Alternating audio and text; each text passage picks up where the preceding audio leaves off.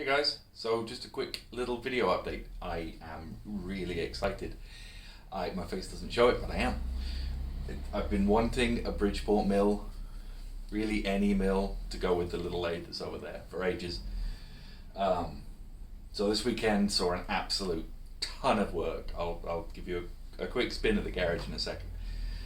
To clear space over here for this turning up, which I found on Facebook Marketplace for the princely sum of £500. It's had a life, let's say. There are things that definitely need fixing. There's a knob missing up here. There's the X-axis power feed is broken. The table's got a lot of dings and scrapes in it. The biggest thing that needs fixing, let's see if this is apparent. Tell you what, we're around this end. Hopefully you can still see me, I'm still in shot. Let's see, 2, 3, 4, 5, 6, 7, and now this table starts moving. I go back in the other direction. 1, 2, 3, 4, 5, 6, 7, and now the table starts moving. Peering up the end, it looks like the nut on the lead screw for the X-axis is free and is sliding in and out of the nut carrier. Which means the table's got to come off, at least. Which point you're kind of into tearing the thing down, right? Kind of. I mean, getting the knee off is a lot of work in a small shop like this. But at least the table has to come off. If the table's going to come off, you might as well take the Y-axis off. There's a lot of non-standard things like this. The covers up here for the belts aren't proper belt guards. The biggest thing is this is a 3-phase 415 volt machine. I don't have 3-phase 415 volt. I've got to hope that the motor is one that can be rewired star to delta to star, either way. Some of them are motors that can be 220 or 415 or 380, usually marked on the plate. There is no plate. Some of them aren't. If it isn't, then I'm going to have to change the motor. And probably go with the VFD anyway, is the idea. It needs going through. Like the coolant hoses and stuff are all cracked and perished and old. It's been kept oiled. I can see oil on it at least. But yeah, like it needs going through. But it's here. I was gonna video it turning up. Used a guy called Landylift who I want to say moved a machine for double boost some time ago. No longer has his Land Rover with the crane on the back, but has a flatbed with the crane on the back. So he basically picked this up and put it through the doorway, and then we walked it round on rollers and parked it here. So yeah, really excited to start going through this slowly, bit by bit, get it working, make some chips. So it's probably going to be a fairly long-term project. I'm thinking, yeah, a fairly long-term project. The car is the number one project, and I'm still waiting for the motor to come back for that. So, anyway, let me extricate myself from over here, come over, give you a quick video tour of the workshop as it is now. Alright, quick handheld shaky cam tour. The lathe, still where it was prior to the move round.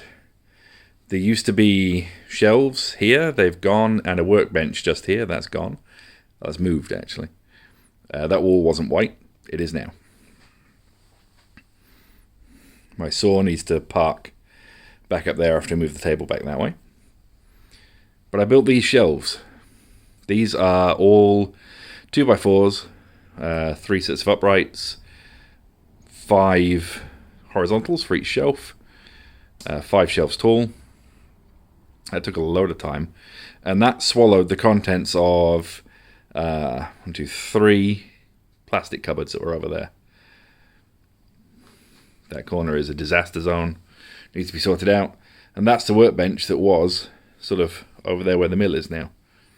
And my welding table, which is also a disaster zone. This, the whole place is a disaster zone. And there's the car. I was kind of hoping I'd have the engine back by now, but I don't yet. So, got to chase the guy for that so I can get on with building the exhausts. Well, the headers. And yeah, there it is. There she is. Let's take you in for a close-up. As promised, a close-up. So as you can see, the table has definitely had a life. There's quite a lot of, for scale, finger, dings.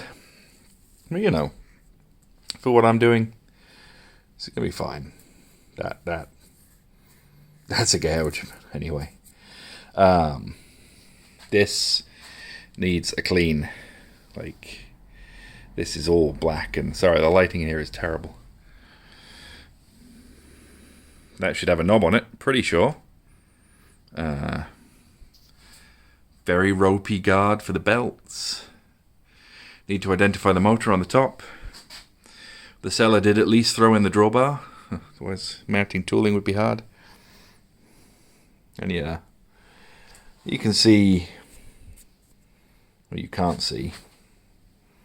Hold on, let me get a rag from over here. The flaking is gone, right?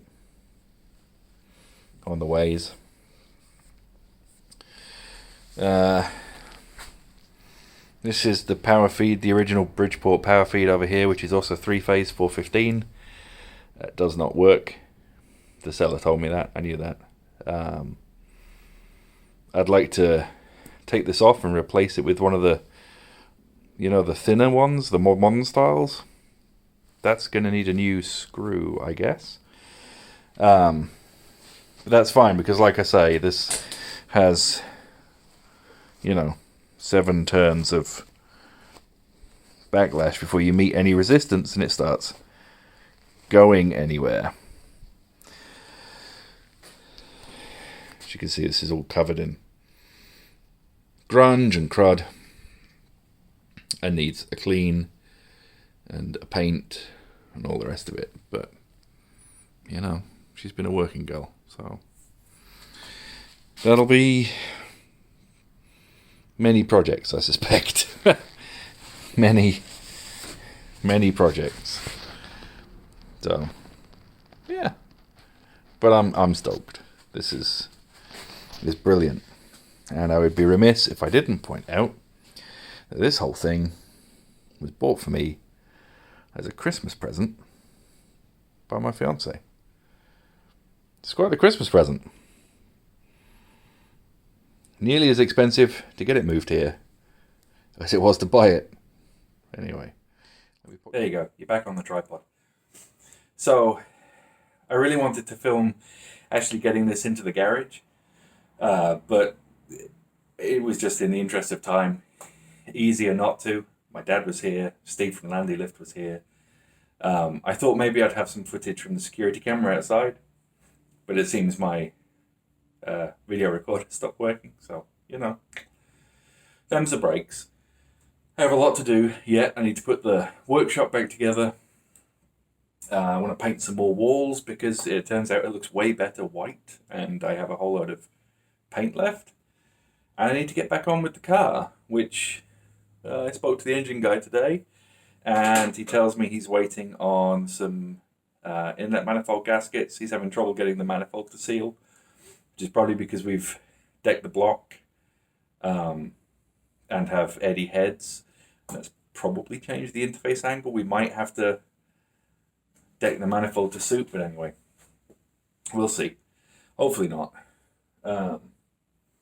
This whole thing really needs going through.